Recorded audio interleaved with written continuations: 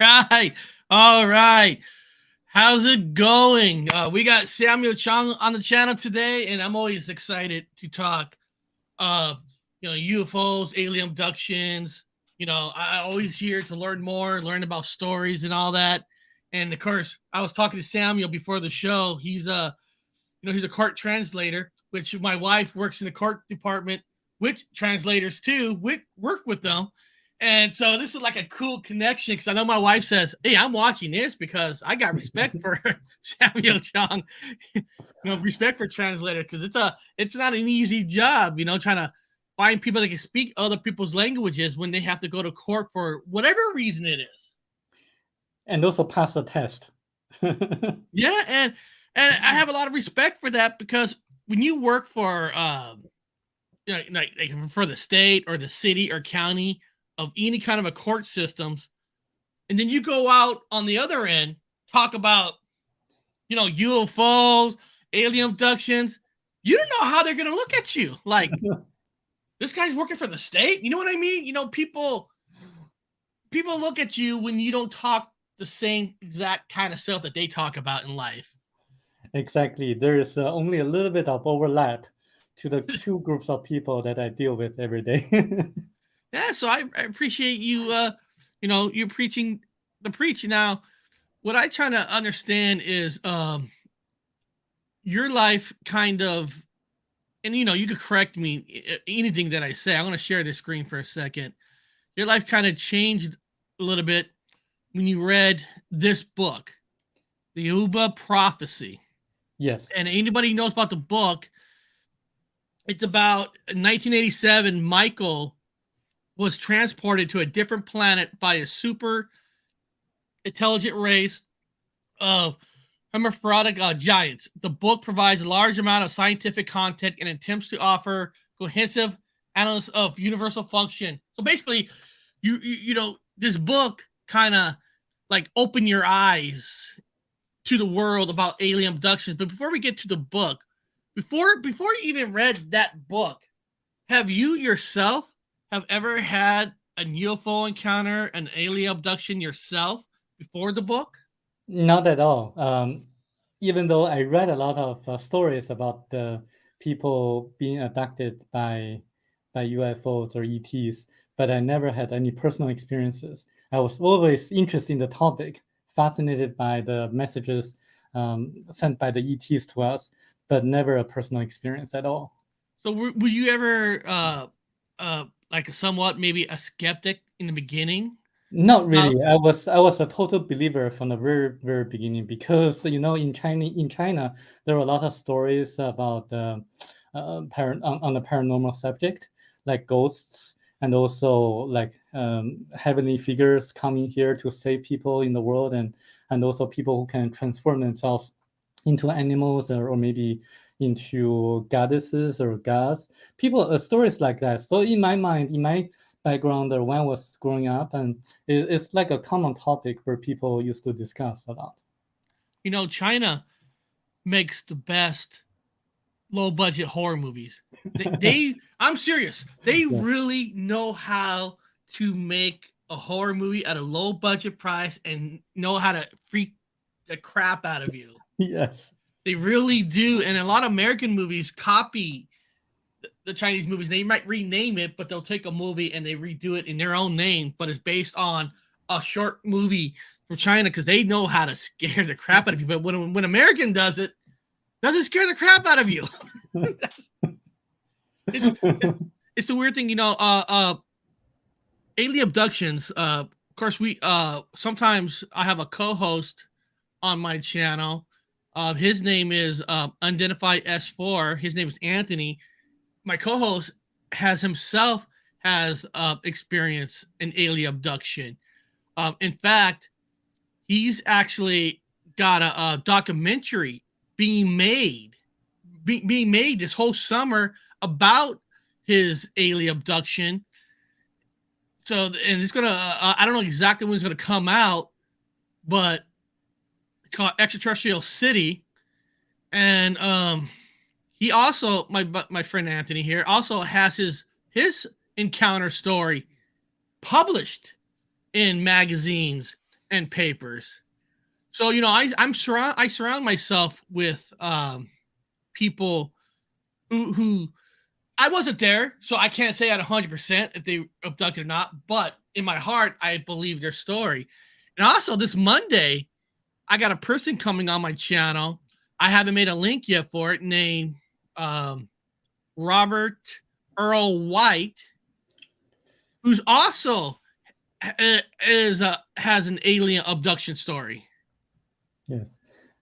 So I'm around people that have alien abduction story, but the story you're talking about is about the Michael guy, and honestly, I don't know too much about like his story. So why?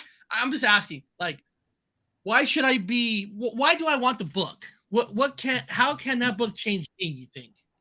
Well, the book explains reasonably and logically all the paranormal phenomena that we have been discussing or in the trailer of your show, because I've been looking for a book for a long time, and this book explains everything in a very logical and reasonable manner with specific verifiable facts that I later proved to be the case.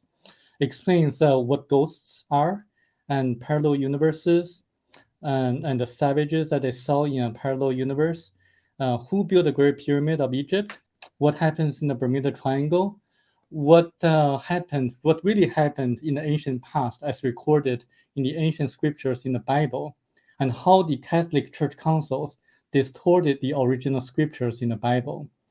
And also a lot of things like the effects of the human energy field or auras on people, and also things like how the ETs or aliens were involved throughout history, in the past. Also during World War II, how they prevented Germany from being the first country to develop the atomic bomb, and also ancient civilizations such as Lemuria and Atlantis, as well as if there was life on Mars in the ancient past, or if there were alien or ET bases on the far side of the moon, and things like this, and how they were able to travel at a speed faster than the speed of light. If people can access the Akashic records, and how to build a time machine, things like that. I think, and the origin of the universe, how the universe was created, and the patterns of the solar system and the universe, how 9 planets revolve around the sun, and if they are different species or different ET races in the universe or in our Milky Way galaxy, what's going to happen in the future if we don't change, things like that. So a lot of the topics that I just mentioned are discussed and explained in the book in a very, very logical manner that makes sense to me. Yeah, here's the topics right here. I found the book, and this listed a lot of the topics that are in this book, and I mean, there's a lot of topics. I mean, true dangers in life, surpassing the atomic destruction, consciousness reincarnation, life after death, Big Bang, creation of evolution. I mean, astral travel. I mean, this book has a lot. And I'm looking at people who's read the book. One person says, I don't like to read this kind of a thing, but he goes, this book saved my life. I was ready to commit suicide. Thank you, Michael. Wow, that's a good thing. I mean, but my God, how can you put all that stuff in a book? That seems like a lot of stuff. Now, I've heard alien abduction stories, you know, and I do sometimes start questioning when people say they've been transported to Mars or they're part of the super soldier like groups. When you start going real science fiction, you could lose a lot of people. You know what I mean? I mean, you can start losing Yes. people where a simple abduction story, like the Travis Walton story, he went to he get sucked up, he got let go. Anthony right here, unidentified S4, he got abduction, he brought down, but you can take those stories, but then when you hear a story that people are getting to Mars or super soldiers, then that's where to me it gets a little science fiction. But why this writer? I mean, what made him tell you that this stuff is real. This stuff is true. You should open your eyes to it. Yes, this is his personal experience that happened in 1987. He was taken away by this group of beautiful, tall, blonde, hermaphrodite ETs to their planet called Xiuba, pronounced as Jehovah, similar to the pronunciation of Jehovah, for 9 days and then came back. And he was The ninth informed of planet, all right? the ninth category of planet. Not the ninth, but the category 9 planet, one of the 3 in our Milky Way galaxy. And he was told of all these topics, why there was life on Mars about 1.35 million years ago, but not anymore, because Mars became a dead planet because the core cooled down, no longer able to capture the electromagnetic energy, the forces of the atmosphere, and so it no longer had that kind of electromagnetic So you force. believe So that the Mars atmosphere, at one time yeah, was a planet kind of like Earth in a way that had yes, life and all that. I yes, believe one that point, too. I believe yes, Mars was life too at one time.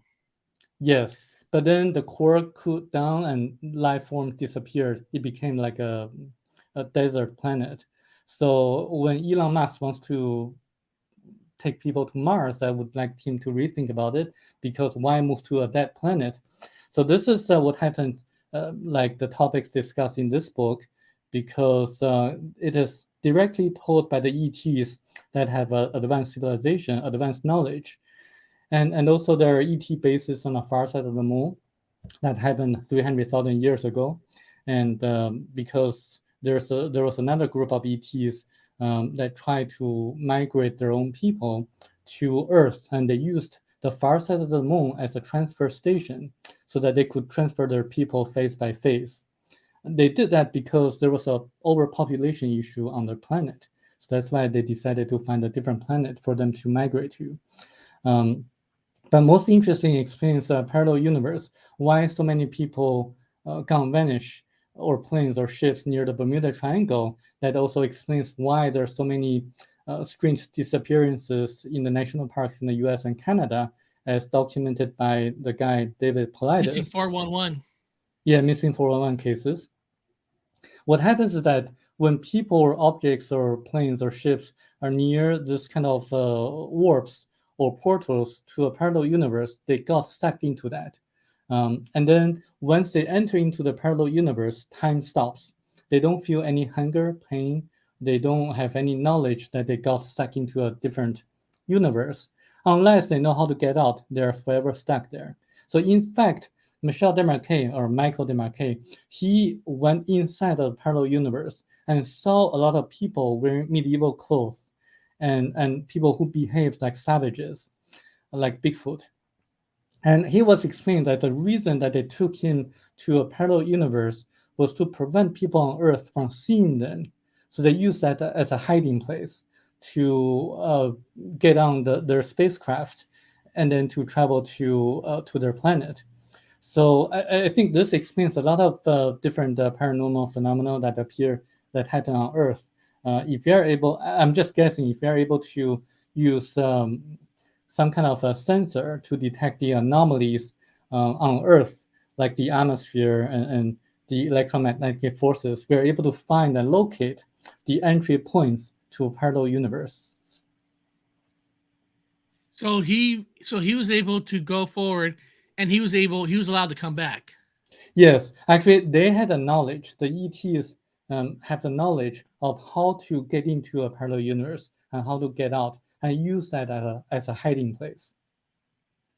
But has there been other people that have you heard that had the exact same story with they got sent like him and they came back and they tell it, or is it just a selected few that they allowed to come back? If you read the missing 401 cases of David Paulides very carefully, there are like a few cases in which the people who went accidentally inside a parallel universe and then came back, and they vaguely remembered what happened inside the parallel universe, in which everything changed, and it's like the whole atmosphere changed, the environment changed, and they remember that they saw people that they never seen on Earth, and they had very strange experiences. But this book says that even if those people come back, they would be treated as lunatics, crazy people, because people wouldn't be able to understand that such things exist.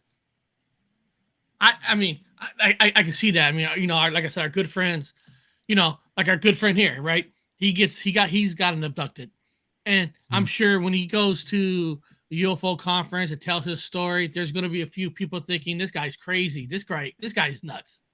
I could imagine somebody come back saying, "Hey, I was on another planet." If Anthony is nuts, this guy's a Looney Tune. You know what I mean? I mean, and you're right about the 411. One of the things that the 401 doesn't really do great at is they tell you the story that people go missing, but sometimes they don't tell you some of the people that actually do come back Yeah. and tell their story. They don't do a good job on that part because some of them do come back. But what's interesting about the 411 is a lot of people that have gone missing, a higher percentage, not big percentage, were people that had some kind of a handicap, a medical thing where they can't maybe outrun something, like they were set on a hunter that couldn't walk, so he was sitting on a rock, and when they come back, he was gone. No footprints, no nothing, like just vanished. So it seems like they do pick some people that have a handicap, and I wonder, is that a reason that they're doing that, or is it just the luck of the draw of the story that he picks on missing 411? I think those are just the stories that David Platt has intentionally picked out of so many different cases in which regular people that gone vanish. I think if people just read the news stories in the past, there were a lot of cases in which people just vanish in the middle of the night on a snowy day. All through history, people have Yes, gone missing just out of nowhere. yes. So I think it's like a natural phenomenon, and people with handicaps are just as likely to gone vanish as regular people. I know this might be a weird question, but if you had an opportunity to go into the parallel universe, to the planet yourself, like Michael has, would you go? I mean, back in July, I mean, back before 1999, where people were really afraid of the end of the world in July 1999, I was thinking about escaping into a parallel universe until the end of the world happened and then come back. But then actually, I wouldn't want to go there because time stops. And it's a waste of time, actually, because I have better things to do in this lifetime, just to promote messages, to raise collective consciousness, and so people can know which directions to go and how to respond to the challenges in life. And actually, this book specifically kind of suggests people how to respond to challenges in their lifetimes, such as financial challenges or relationship issues, or how to rise up against tyranny and to make the world a better world in the future. This person wrote, if even if they located the sub, they would have been no way to retrieve it in time. When it's time. Yeah, I always wonder, if I had the opportunity, and I think I would have to go because I want to know everything so bad. I want to know everything. Have you personally met Michael this market, the one who get you personally talked? So you personally like sat down with them? Yes, I did. I visited him twice when he was still alive in Vietnam. And the reason for my visit was that, there are so many fascinating topics explained in the book. But in the postscript, he says there are more incredible things that he was not allowed to write in the book because we were far from understanding them. So that got me extremely curious. And I didn't know that curiosity kills the cat. So I was the cat. So I really tracked him down and located like a photo a tourist took of his bungalow where he was living in Vietnam. and I flew to Phu Quoc Island, Vietnam, and showed a picture of his bungalow to the taxi driver, and the taxi driver took me there on the second try. So I didn't know exactly where he was living, but I decided to take the chance to ask him about the things that he wasn't allowed to write in the book. Yeah, and I always say, to really start believing into a story, you want to meet the person who wrote it or talked about it, so you could look at their expression, how they're saying it, like, you know what I mean? Like, do they care? Because there are people out there that will stretch the truth to make a dollar. I'm not Yeah. saying everybody out there. So I always think it's important to meet the person behind claims. Now, also, even Jesus Christ is in the book, correct? Yes. What is he? What does he say about Jesus Christ that's in the book? Actually, that's the whole reason that I couldn't put the book down when I was reading it, because it answers all my questions about the Bible. I went to the church in Los Angeles, the Mandarin Baptist And I Church in saw Los that Angeles. you didn't care about the Bible in the beginning. Like I I think I didn't read care about about you it. that you were not religious at all. Right. I Okay. went to the church for social reasons, expand my business as a Chinese translator. And but then because I didn't believe in the Bible, because I thought the miracles that Jesus performed were so extraordinary that it just couldn't be true. People made it up as a fictional science fiction story just to try to teach people the right way of living. It's a good book, but the things were fictional. But then I also had questions about like why there's no record of Jesus performing miracles before the age of 30. It seems that he just suddenly became this kind of omnipotent person, and when he began preaching. So this book says that there are actually two beings, um, like one Jesus, one Christ. The one born out of Virgin Mary was indeed born out of Virgin Mary, but born from the implant put by the ETs into the uterus of Virgin Mary, just to fulfill prophecy and to show that someone extraordinary was going to be born, because he was someone special. But because someone who is born out of like an embryo implanted, or like us, from an embryo, we have to go through what they call the river of oblivion, forgetting everything that happened in our past lives, forgetting all the ways and knowledge to perform miracles. So the young Jesus, who had a very intelligent exchange with the teachers of the temple, couldn't perform miracles. He later went to India and died in Japan. And for people who want to seek for proof, they can visit or search on the internet the tomb of Jesus Christ in Shingo Village, Japan. Shingo, Shingo Village, Japan. And people can still visit the tomb of Jesus Christ in Shingo Village, Japan, to see how it is like. It is exactly like what this book described. There's another tomb next to the tomb of Jesus Christ. There's a tomb of his brother, and also explains why, like, the village in Japan is so unique from the nearby villages in the sense that they sing a song that sounded like ancient Hebrew language, and they have different customs, and no one is able to explain why that's the case. But this book explains why. On the other hand, Christ, who performed all the miracles after he began preaching, was an ET actually sent by the people from Theoba or Jehovah to teach us Oh, the so he's an importance of. alien.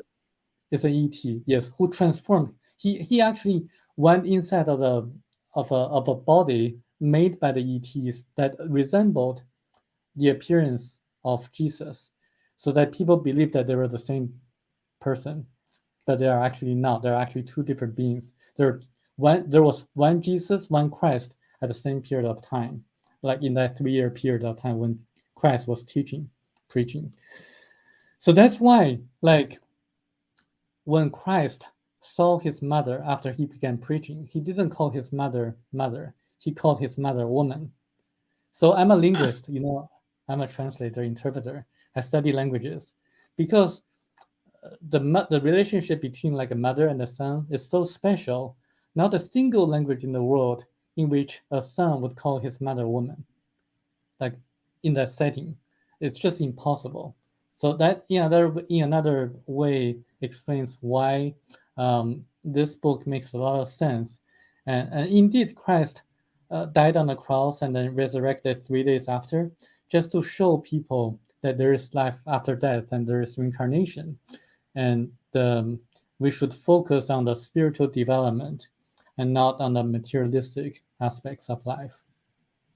That's interesting. I never heard that version before. So Jesus' mother was implanted with the ET DNA. So his special abilities he has is more because he was an ET than being a human, because humans, as we know, don't really have any abilities. Right. I mean, like that. Some people do have ESP or special psychic powers. Yeah, there's with been practice. Older than, I always believe that older that we get as people are, we only use 10% of our brain. Yeah. I believe one day eventually we'll start using 11%, 13% more we progress. Before it seemed like nowadays on the news we're all shooting each other. But once we get past that, I do believe one day we're going to start using more of our brain, and the ESP and all that is part of the brain that we don't really use. Yes. And I'm like you in a way. I wasn't really religious myself, even though I have a grandpa who was a minister, but I wasn't following the church. And I always thought that it was weird that a woman can have a baby that is married. She was married, but they never had like sex. Cause I'm thinking to myself, anybody who's married are going to have sex. I hate to say that, but they are. But so how come this group? You know what I mean? That's one of the reasons why I never fall into the religion. Because I'm like, that can't be true. They're not going to be married and not have it. But I wonder if the implants were done before they got married or something. Why a married couple never, you know what I mean? Like have sex. So Virgin Mary was indeed a virgin for sure. That the in that sense the Bible was accurate, and they put the implant after they got married, after Joseph married. After got married. Yes, after they got married, and they used projections to show Mary what was going to happen to her, and a lot of the descriptions in the Bible were correct in a sense. And I think King Herod killed 2,606 babies when he found out that little Jesus was born. And he did. He killed a lot of babies. He had no qualms at all. But there are some stories in the Bible that were grafted. For example, the three wise men. It was like a grafted story from other legends. And also the Star of Bethlehem. It was, if it's nowadays, people would say like it's a UFO or UAP. So it's actually the. I got to thank somebody, because somebody wrote, Eric, the polite way is K's make the marriage. That's what I mean. I mean, a married couple, I just can't see a married couple not K's make the marriage, and then she gets pregnant. I mean, the first thought of my mind is she cheated on me. And that's what I think. But so if Jesus was implanted by an ET in a way, so that kind of takes it where he's technically not the son of God. He's son of whatever DNA he was implanted from his planet. That's right. That's interesting. And they did that just to fulfill the prophecy and to catch people's attention, so that when Christ began teaching, his teachings could be believed by the people, because people were skeptical and people are skeptical even now.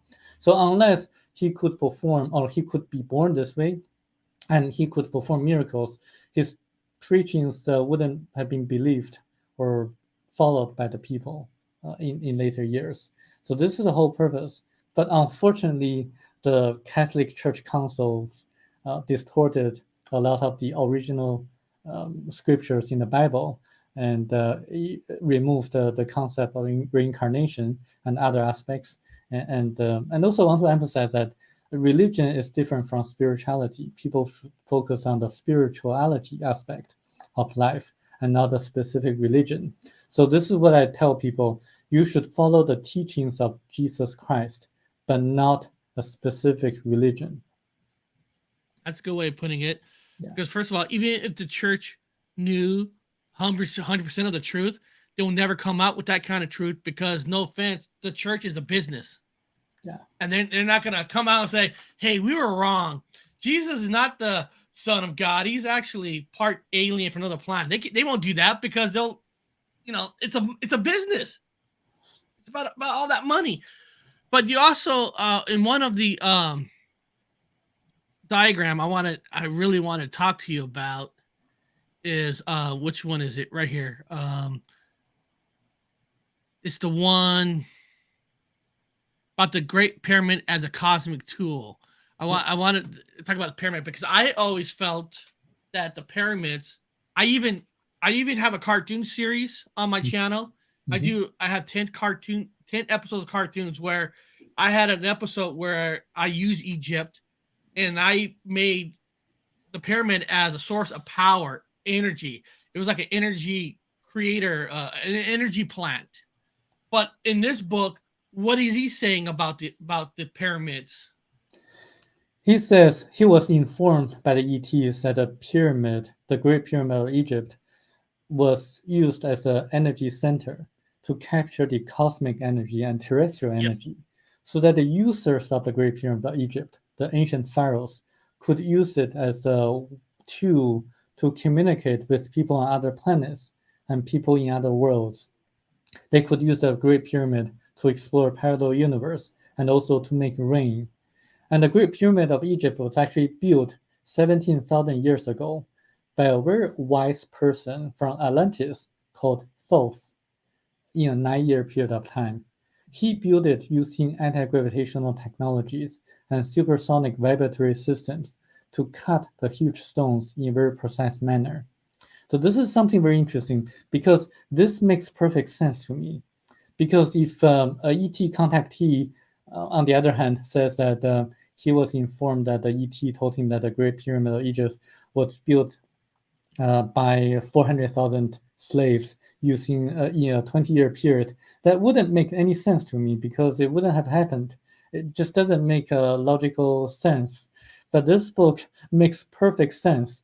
Anti-gravitational technologies, and it actually explains if you can find the right vibratory frequency, you can actually neutralize gravity and to make the huge stones weightless. So this is how they did in the ancient past. Well, the pyramids does have a lot of drawings on it that people can't really fully explain to this day. There's a here, let me share this screen here. There's a like here's a picture that looks like a modern day spider or something that's on the pyramid. And then some people have seen this diagram in crop fields, believe it or not. I don't have a picture of the crop field, but there's pictures of this one. So there are, here's a good picture right here. So there are pictures on the pyramid that makes it like this person on that picture is raising to whatever's up there. Maybe he's talking to the sun, the power of the sun. I don't know, but some people saying that he's talking to another planet, that the alien race is connected with the pyramid. Yes. And who am I to say that's not? I mean, we weren't there when they drew it. I know scientists has their anthropology, they have their theories, but in the end, we truly don't know what these drawings are for. Exactly. And also in the ancient past, in the ancient civilizations such as Lemuria and Atlantis, this group of ETs, the Ethiopians or Jehovahans, they were visiting Earth and also making public appearances to people at that time. So they had direct communications with people on Lemuria and Atlantis. So they were not like now. Now they're kind of hiding and helping us indirectly. But back then, because people were so spiritual and having harmonious relationships with each other, they made public contact, direct contact with people who were kind of advanced spiritually than us. Because in ancient past, in the people on Lemuria, Atlantis, they had great technologies, but they also had great spiritual attainment and development, that they knew how to live harmoniously, and people took no advantage of each other, and there was no money needed on Lemuria, because everyone just took whatever they wanted from the marketplace. There was no need for money. They were highly spiritual. Money is the evil of all things. Yes. Every evil thing on this planet is all based around money and power. It's sad. Yes. In fact, this book tells the 4 dangers on earth. Number 1 is money. Number 2, politicians. Number 3, drugs and journalists. And number 4, religions. So money is the number 1 danger on earth right now. I made a comment this morning. I mean, I should have made this comment because on the news, a person overdosed at a Bellevue high school. It's a very rich high school. In a school by our town, I guess it's more of a poor school. No, nothing about people getting overdose there, but a rich school, it's like the rich get special coverage versus anybody else, and it's just such a sad world that we don't appreciate everybody. We only appreciate the people that are in fancy suits and drive $1 million cars. And like you said, Congress, they care more about getting money for funds to run for being a senator again, a governor, than the actual people themselves. Exactly. And this book tells us a solution. People like us who are not that wealthy, or people who are poor, we can actually do something about it. It asks us to use nonviolent resistance to rise up against tyranny, the entire system, maybe having like a strike. Because if you think about it, the wealthy people, the super wealthy people, the financiers, they rely on our labor to profit. If we stop working for them, they have to cater to our demands and wishes. So this is actually an example that is said in this book, how a different country, a country on a different planet, became a democratic and more spiritual country just by 4 people's actions. They protested, and then they were killed by the government at that time. But people a few months later became aware of the incident, and they knew how to respond correctly by stopping everything that they did at that time. They stopped working, and the police joined the force, and everyone joined the force. The doctors, lawyers, they stopped working, and the government caved down, and they listened to the demands of the people. Since then, the country became a very successful country on their planet. So this is something that we can do the same thing here on Earth. Oh, well, Danny wrote, "The richest man in the world will still starve on a mountain if he doesn't know how to hunt. There's no stores in the wilderness." And I always bring this up to people. People talk about our government's going to collapse. China's going to collapse. America's going to collapse. And I say, no, China and America will never let itself collapse. They're always going to help each other because they know the people in the high ups, they can't survive if they had to survive off the land. They'll be the first ones to go. They need people like us to serve them food and all that. So our country ain't going to collapse. China ain't going to. China needs us for the money, and we need them for the money. So they can live the lifestyle they can, because they can't live because they don't know how to live off the land. You know what I mean? They just don't. They don't. Now, did you say earlier? Did you mention the word time travel at all? Yes, I did. In the book. So in his book, what is he talking about? Time travel? What kind of time travel? Well, he actually traveled back in time when he did. When he was abducted in 1987, or was this after that? he was abducted in 1987, and then Yeah. while he was on the planet Thiuba, they took him to the past. They led him to visit the Akashic record, in which he was led into the period of time which was 14,500 years ago, when the continent of Lemuria was still prosperous, and people were still living on the continent. And what he experienced was like a holographic experience in which he could feel how people were feeling and thinking at that time, but he wasn't really able to intervene in their actions. Even though he was able to feel and also experience everything, So he's not he allowed to change nothing that could change any timeline going forward in the right, future. right. It's So a he holographic can more thing. look and see, but you're Right. saying he can feel it, but he Yeah. cannot. Now, is it where he wasn't allowed to interfere, or the time travel law just wouldn't allow him to It's interfere with somebody? It's just that what happened to him was a holographic record or Oh, projection. holographic. Okay. Yeah, that he wasn't able to interfere with their activities. He was only able to see and experience everything as an observant. Um, and then he saw what happened back then, how the continent sunk into the ocean, how the great civilization and technologies were lost. And this is how they explained some people could access the Akashic record. But on the other hand, they also mentioned about the US government was trying to develop a time machine. Um, they were trying to match a specific wavelength or project a specific wavelength so that they could distort space and time. And the ETs say that the US government wasn't successful because they should instead focus on the vibrational frequency, not the wavelength. So this made me think about the Philadelphia experiment, in which they Mm-hmm. were trying to cloak the ships from the radars, and something strange happened.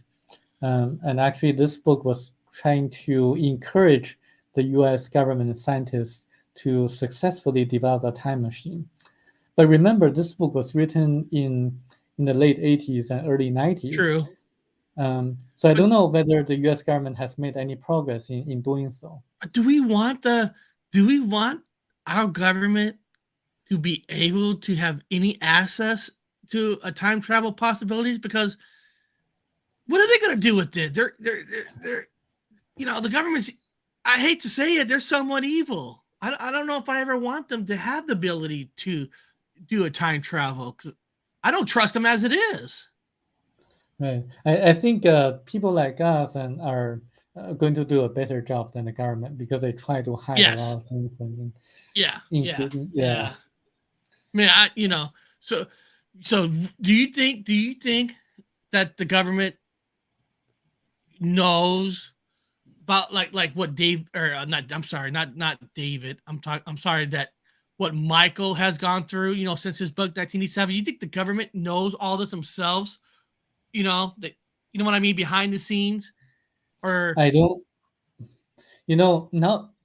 not as far as I know, the U.S. government, but according to Michel Desmarquet's friend, who is still living today, Michel Desmarquet was visited by two Russian scientists from the KGB when he went public, but nothing I heard from the U.S. government yet.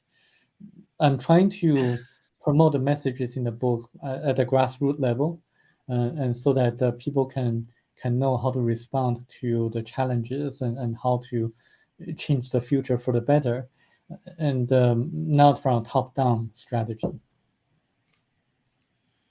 talk about the government. Lately UFOs has been a hot topic Yeah, with around the whole world lately. With the government's actually, American government's actually opening up, talking about UFOs now. NASA having meetings about it and all that. Do you think, like, by small chance that actually, I didn't ask you this? Can an ET person? Because you said like Jesus Christ is part alien, so he looks like us. Do you think there's some people in our government that are actually ET and they're not pure human? Well, it's written in the book that some ETs, some people from Theoba, they live among us. They can reduce their size. They're like 9 or 10 foot tall by nature, but they can reduce their size and to live among us and be observant, and to see what's really going on and intervene when necessary. That's to our benefit, and to improve the choices that we make and some of the choices the government makes. So so this is what happens is that they may, but we don't know. Uh, but what recently I think David Grush was trying to disclose was that the government was trying to back engineering some of the UAPs that they found that were crashed on Earth. Um, I want to counter that it's a very good progress, but there are ET aircrafts or spacecraft that don't crash because of their advanced technologies. The ones that crashed are actually uh, kind of less a certain degree. They're not that far advanced than the ones who don't crash. So, and indeed, Michael Demarque, he says that the grays, the gray ETs, the little grays, they come from a category 1 planet like us. We are living on category 1 planet, the lowest category in the universe. And the Theubans come from category 9 planet, the highest category. So if the government is trying to reverse engineering the spacecrafts from the grays or from the inhabitants of a category 1 planet, they're learning from their peers. They're not learning from the masters, the Theubans, who come from category 9 planet. I tend to think that if we really want to learn and progress, we learn from the masters. So this is why the content of this book is so important. And this is why, as a court interpreter and a Chinese translator, I've been devoting so much of my time to promoting You have the been. messages in the book. I look up on YouTube. You're on a lot of channels, talking about the book, and I'm like, wow, it's kind of nice to, if I wrote a book and have a person like you who believes in it that much enough to go and talk about it and like promote somebody else's book, when you yourself said that, yeah, you yourself have not been abducted enough, so that really must have changed you to feel that much. Now, I hate to say this. Now, some people are going to say, I want to see how you respond to this. Some people are going to say that book is just another way of a person trying to be a cult leader. Do you? But when you hear somebody says that book is just, they're just a cult. You're just following a person that's out there. How would you respond to that? Well, two aspects. One is that in the postscript, the author intentionally asks people not to follow him, but to really focus on following their heart, not to follow a specific religion, not to follow him, not to follow any leaders of the government, but to follow their own heart. And also, throughout the book, one of the main themes is about the most important sentence in the Bible, in my mind, is the And kingdom people, of God. real quick, people in the chat, if you just came here, the book we're talking about is the Oba Prophecy.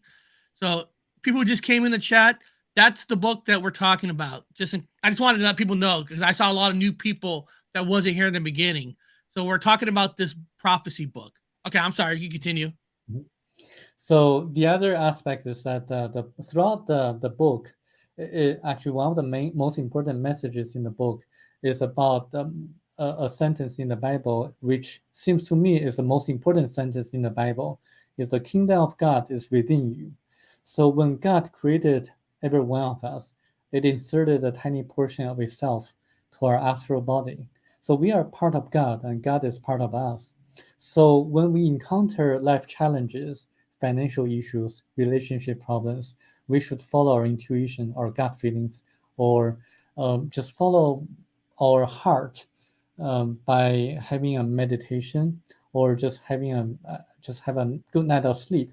Because through meditation or through dreams, we can connect to our higher self through our astral body.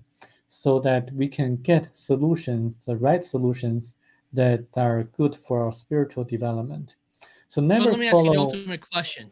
Let me ask you the ultimate question because we learned that in his book, Jesus is DNA of an alien, not the son of God. But I don't know if the book talks about God. What is God? Is God an alien, or is he really just all magical thing that made the whole galaxy? So God is God. God is a pure spirit that created everything, the planets, the stars, animals, plants, and the ETs, So God is including the God, even in the God is Bible. God. So Yes. okay, I But just wanted to make Jehovah, sure. uh, but the Jehovah is different. Jehovah is the Theophans that came to visit us and to appeared in front of the people in the ancient past. For example, in the Old Testament, like people saw angels. The angels were not God; they were Jehovah's, who came to use parables and stories to lead us to the right spiritual development, spiritual path. So, and actually, this book is very interesting because it says that they were responsible for the destructions of two cities, Sodom and Gomorrah. They were responsible for leading Moses out of Egypt. Moses led the Hebrews out of Egypt. They were responsible for parting the Sea of Reeds, not the Red Sea, but the Sea of Reeds. And Moses didn't wander in the desert for 40 years, but 3.5 years. And how manna was given to them and what manna is, um, the space food. And they were responsible for the birth of Jesus and the appearance of Christ. They were responsible for a lot of different things, like Michel Demarquet says, asks the ETs, after I get the book published, don't you know that no one is going to believe me?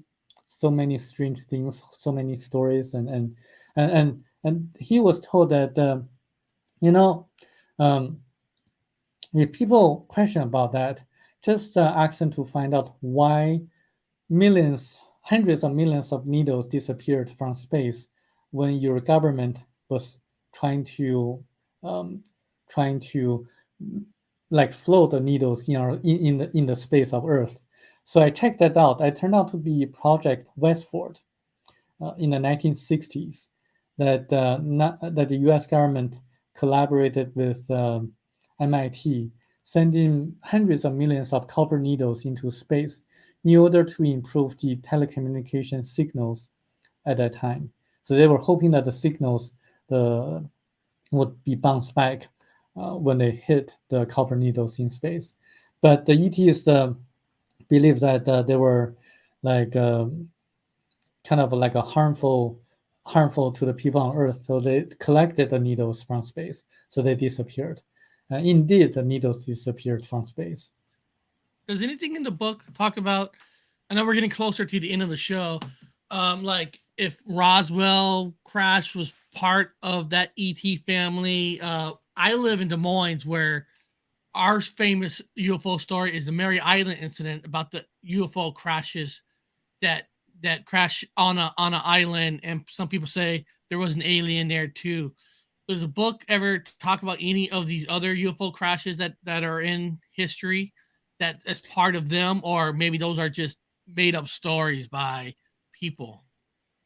The book doesn't really mention about UFO crashes, but Michel Demarquet was informed about the grays, what the grays are.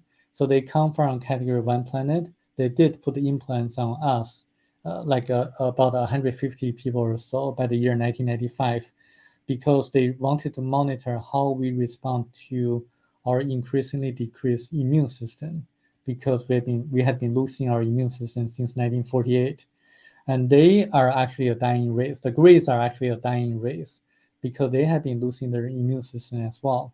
They wanted to see how we respond to the same situation. But the Theobans, the people from Category 9 planet, they have been monitoring the activities of the Greys, saying that the implants cause no danger to us, and they are making sure that no harm is caused to us from the Greys or by the Greys. So right before we go, what would you tell everybody that are watching? We'll be watching this later.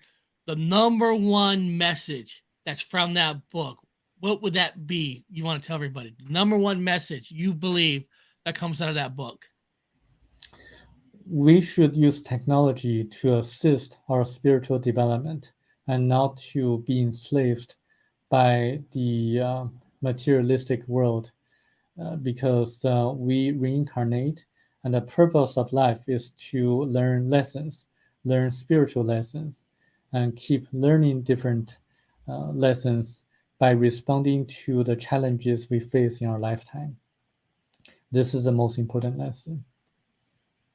That is awesome. And Sammy, I want to, you know, I want to thank you for jumping on, because you help to explain a lot, especially what's in that book. Because, like I said, when I look at it, I mean, there's a lot of stuff that it's in this book: the parallel universe, space travel, knowledge and science, lost on Earth, Great Pyramids. So there is a lot of information, and you kind of help, broke it down a little bit for us. So, what do you got coming up next for yourself? I mean, what do you be doing after this show? Are you going to be going on anybody else's show to talk about this, or you got any plans?